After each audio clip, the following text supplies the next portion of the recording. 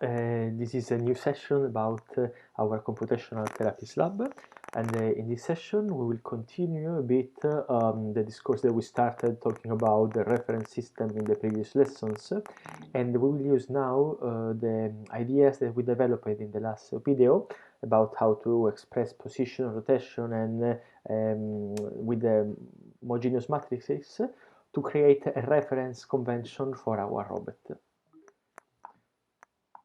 In this video, we'll concentrate in the Denavit and Hartemberg convention. This is a convention that is used to describe the relationship between body segments, and specifically, it is the one that allows to select the best reference system for the articulated body. So the problem that we have here is that we have a body model, like for instance, the lower part, the lower body for lower human body for walking, and we want to describe the position orientation of the three segments. Supposing that we have the origin here in the hip, this will be our reference frame, and then we will have some points that exist, like the knee and the feet, that exist in the relationship between the fixed frame. Of course, the way that we have to relationate these 3 points, these 2 points to the first one, depends on how we choose the reference system. For this reason, it's important to do it in a smart way, because we can choose a lot of systems. Most of them are equivalent, but of course some of them will simplify the math and will make easier our calculations, and other will not. We will use the Denavit and Hartemberg convention for setting those reference frame, because it is a simple way for modeling the links and joints, and we can use it for both robot and biomechanics configurations. Okay, so let's discuss what it is. So the DH convention in 2D, it's you have to follow these steps. First, the z-axis of the reference system. Every reference system is a right turn, so we need to put one of the axes in correspondence of each rotation joint. In this case, is the axis z. Then the axis x, once the z is usually, depending how it's written, but usually going out of the paper or the board. So we have the x axis should be along the longitude, the main longitude of the segment.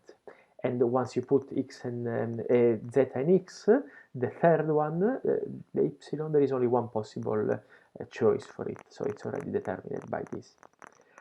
And then we have to set the amount of rotation along z. We say that that can rotate around the joint. The amount of translation that we want to go around the x.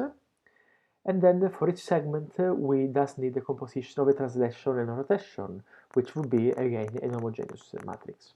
Okay, this as said, if we say this like this, it might seem a little bit abstract. Let's go to an example of a 2 links arms like this. You see that we have an origin frame system, which is in this case x0 and y0, and then we have 3 links, 1, 2, and 3.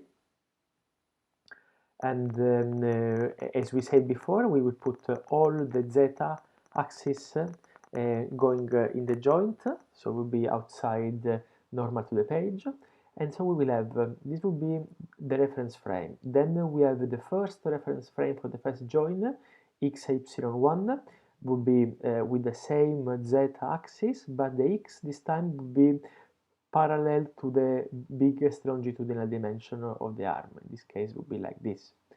Then, so in order to go from 0 to 1, the only thing that we had to do was to do a rotation around zeta.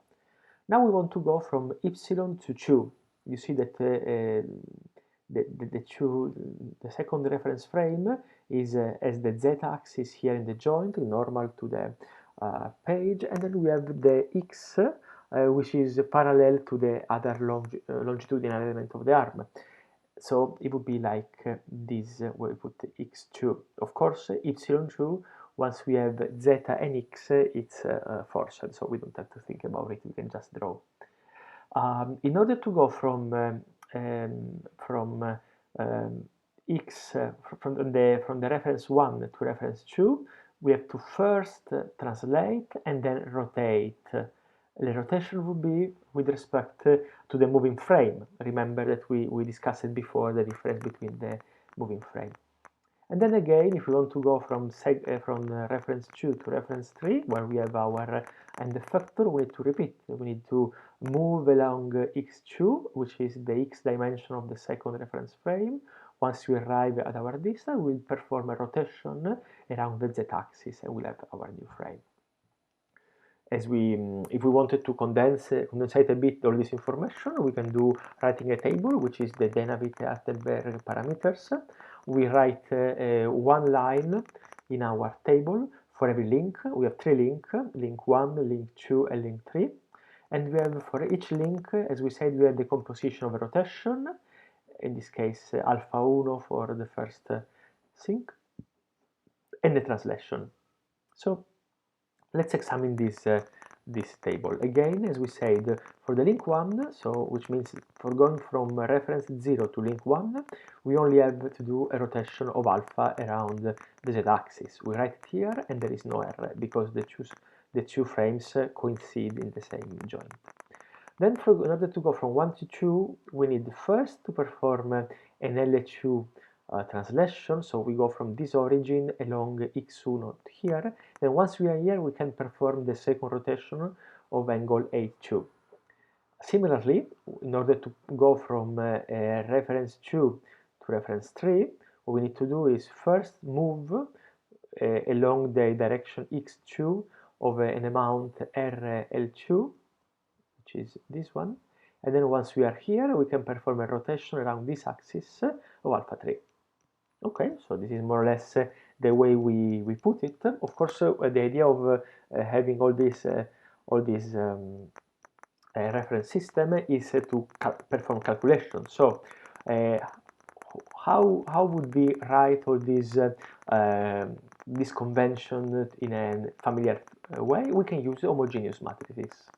You can see here that what I put here was exactly what we said before. We have we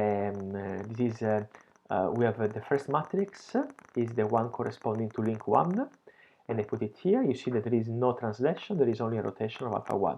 Then we want to go from alpha 1, from reference system 1 to reference system 2, and this is about, we said, a post multiplication, because the rotation is with the reference of this system. So we will post multiplicate this homogeneous matrix, where this time it appears L1. Similarly, in order to go from L2 to L3, we want again to post multiplicate the transformation matrix, which has a rotation of alpha 3 and displacement of L2. Now imagine that I want to know this position of point P, which is expressed in this with this P, and then what I want to do is have the position of this point with respect to the origin of everything. So with respect to this, I'm calculating this vector. Of course, what I can do then is I can multiply at the end the position of this point in the reference 3, and then I will get, making all the multiplication, I will get the vector that goes from 0 to P. In this case, the thing is easy to use because the position of P in x3 is only the distance along x. So this and this will be 0. Similarly, we can do an example for a biomechanics like the leg, which is extremely similar. Now we put the reference in O in the hip, and then we will have another 2 joints. Then you will know that the distance between the hip and the knee is 40 centimeters. This distance, this is one of the L in the previous example. And also between the knee and the head of the tibia is also 40 centimeters. This is also another length. And finally, we have the distance of the foot, of the toes from the origin of the foot, which is 18 centimeters. We tell the rotation of the hip and the rotation of the knee. We should write down the reference frames according to the Denavit and Hartemberg convention. We write the position of the end of the foot which is this point, with respect to the center of the hip, which is, so I want to know the vector that goes from here to here. And finally, we want to calculate all the transformation that allows us moving from the center of the hip to the center of the knee to the center of the foot, and from the foot to the um, to the to the tibia. The global transformation, which is done assembling, multiplying all the homogeneous matrix, and its inverse. The inverse you can calculate knowing the formula to how to invert an homogeneous matrix that we saw in the previous lesson. Okay, so this is the solution. Let's go it together very quickly, and then please try to see if you are able to do this by yourself. So first we will put the reference system using the convention that we said. Basically in 2D the convention are easy. What you first have to choose is the reference system. In this case it would be x0 and y0, and we put it in this position. Then we want to put the first reference frame, and of course, as we said before, all the z-axis will be going normal and going outside of the page, and the x part of each one of these three reference system needs to be parallel to the main dimension of the robot. So in this case, we go as we write in this case. The other axis, the y-axis, is automatically chosen. The parameters for this are in this table. For the first link, we do an angle of 45. This is an angle of 45. Remember that what happens is that the rotation, I gave you this angle, so alpha 1 in my case is exactly this angle. So pay attention when you wrote those three. Finally, if you put all the transformation, this would be the transformation for link 1, post-multiplied the transformation for link 2, and post-multiplied for the transformation to link 3. In the end, we can put the position of the toes of the feet, which we said was 18 centimeters. You see that the power of this method, because now the position of the foot of the toes is very simple with respect to the center of the feet. It's just 0.18 in the x direction. And once you compose all of this, you will have finally the required vector that goes from here to here. Please finish the calculation by yourself. Let me know if you find you have any troubles understanding this part, because it will be useful later to know about our robot. Okay, so let's go now to introducing what happens once we want to do the same things, but for a robot that can actually work in 3D. This is a bit more complex. Instead of having only one homogeneous matter, one rotation and one translation, we'll have two rotation, two translation and two rotations.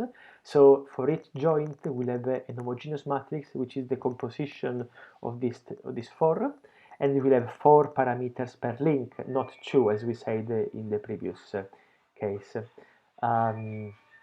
Okay, thank you for watching.